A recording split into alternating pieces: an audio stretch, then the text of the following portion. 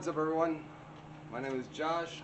I'm the owner of BAK Wood Turning, and this week we're going to be working with a piece of pretty heavily spalted maple. This piece has been rough turned, ran through my fridge kiln. It is dry and ready to be finished up. So let's get it on the lathe and see how it turns out. Alright, first thing we're got to do is get this tenon round, trued up. So all I'm going to do is I'm going to just use the face of this chuck to rest the bowl against. Then I'll use my tailstock. I have a center point on the bottom of it, the bottom of the bowl. I'll press it up against there, just use it as a friction drive. This tenon's actually stayed pretty, or somewhat true throughout the drying process. Sometimes they get really wonky. This one didn't do too bad.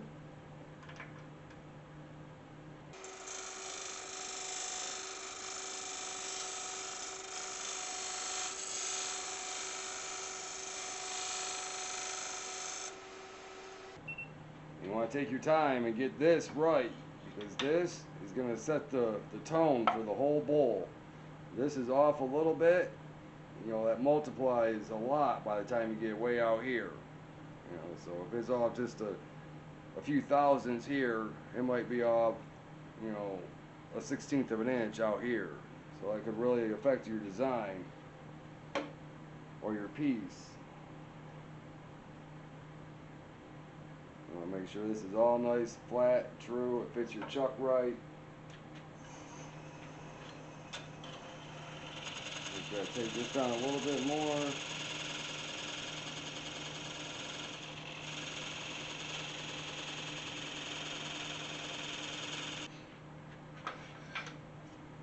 Alright, that's done. So now we're gonna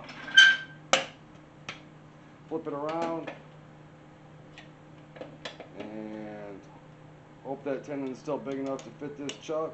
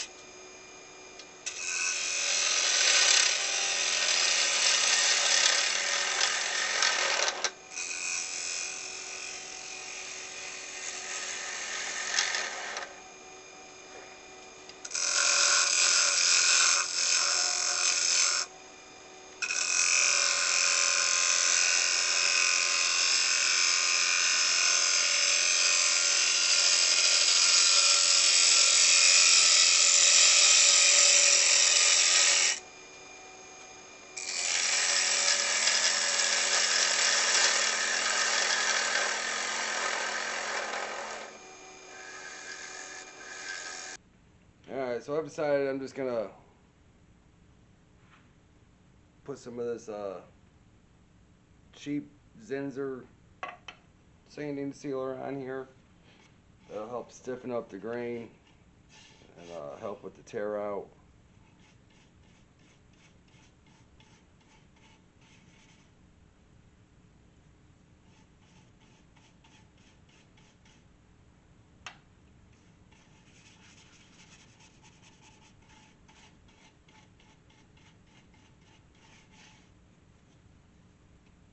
And if you do this, um, you want to kind of be careful how much you put on. You want a nice thick coat, but you don't want too much on there uh, because it is, like moisture. The wood absorbs it. The wood's going to swell, which is going to cause the piece to move. I know this section is really soft. That's why I'm doing this, because I want to hopefully eliminate or at least minimize how much dig in or whatever I'm going to get during the sanding process. I don't want a big lump, or not a lump, but a big hump, or right in this area from the sandpaper eating that away faster because it's so soft. That's it, real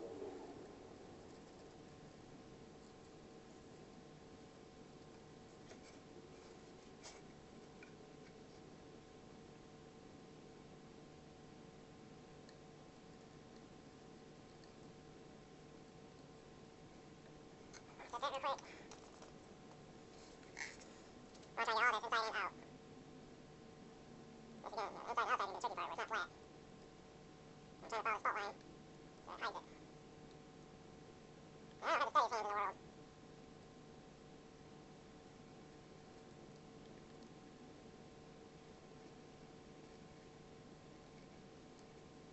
some sort of yellow spalted in here. I don't know if I've ever seen that. There's a yellow streak through it. This here's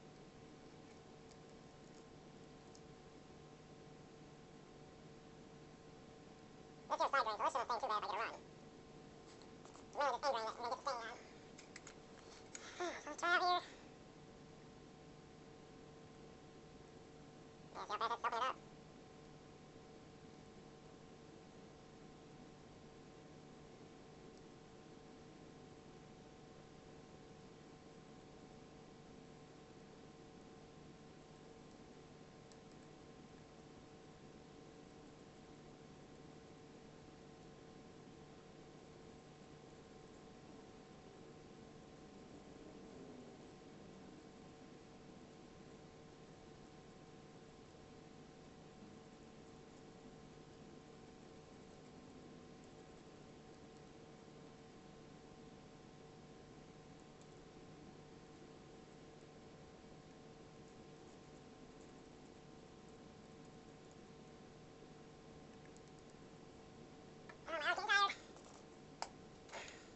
Alright, the glue should be dry by now. We're going to start at 80, go up to 400, and then figure out a finish.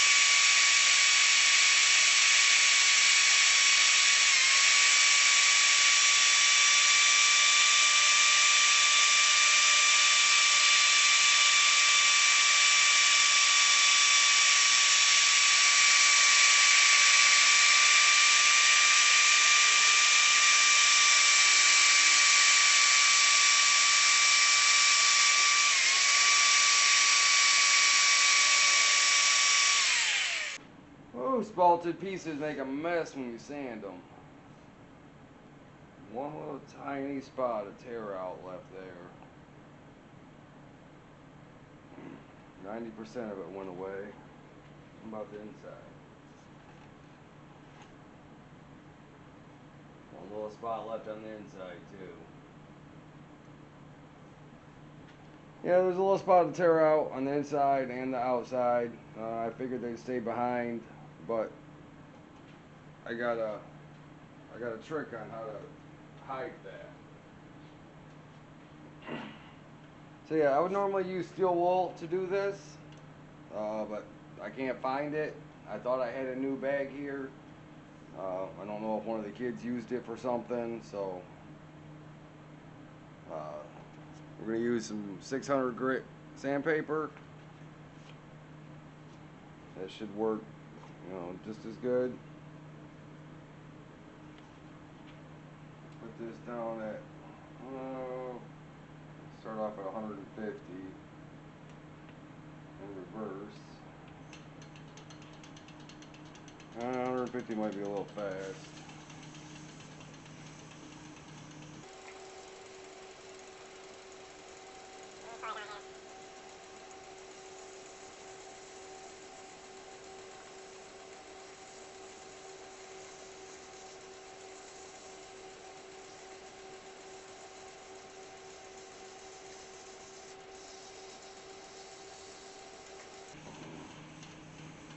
What this is going to do is, that's Danish oil, by the way. I guess I should have said that to begin with. But the Danish oil will act as glue, and sandpaper is obviously going to pick up sanding dust. And the dust and the Danish oil will mix together and get stuck in the low spots, the tear out. And that'll create a filler that's almost invisible. Hey, what's up everyone? It's the next day now, and we have to address this little chip out here. And that wood that was really soft, I put CA glue on. The edge won't look right. The top won't look right if I try rolling that edge over. So I'm just gonna cut it back until I get rid of that. We're gonna lose, like 3/16 of an inch. I know that don't sound like a whole lot, but it does make a difference. So yeah, I'm just gonna cut that back. Then we'll resand the top of it and get another coat of finish on the whole thing.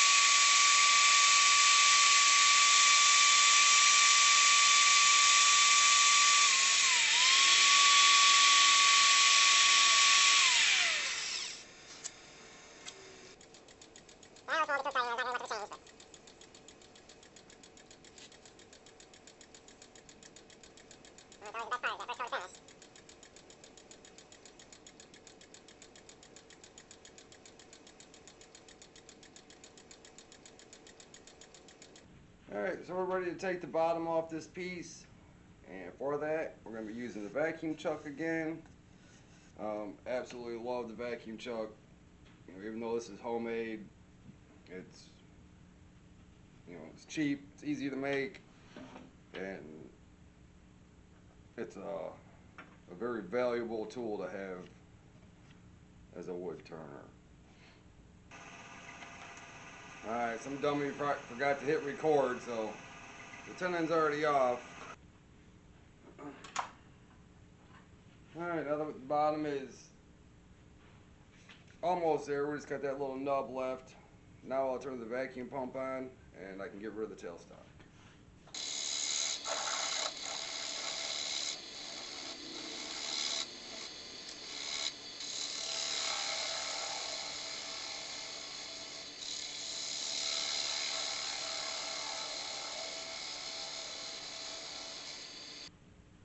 Alright, now we'll get it signed. We'll get coat of finish on the bottom and it'll be all set. Well, I'll take a couple coats, but I'm only going to show one.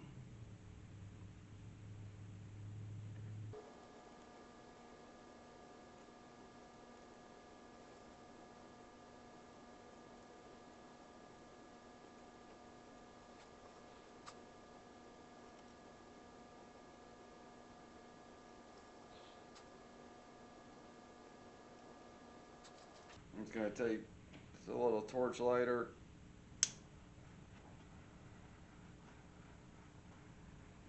Just kind of dry that ink a little bit because I've had it smear before.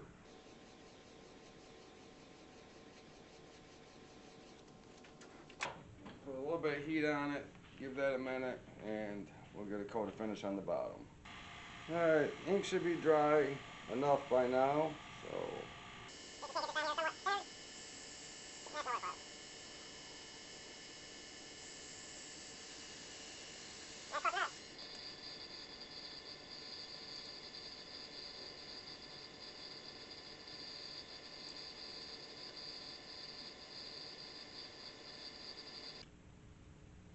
there it is with the first coat of finish on the bottom. The signature and the date. That's going to end it for this week's video. Hope you guys enjoyed it. Bowl has some really nice colors in it. Lots of spalting. At the bottom, all the details on there. Kind of hard to see, but right here it does say Spalted Maple. This bowl is probably about 10 inches or so. Not huge, but definitely got lots of character.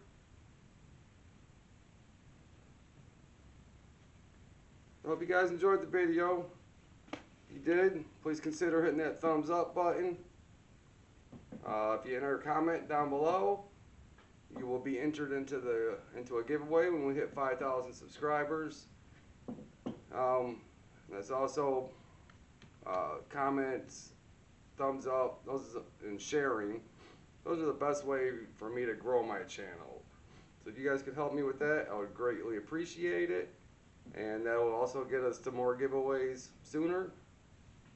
So yeah, if you could hit that thumbs up, subscribe so you get notified about the next one, and drop a comment down below. Let me know what you thought, and I'll see you guys next week.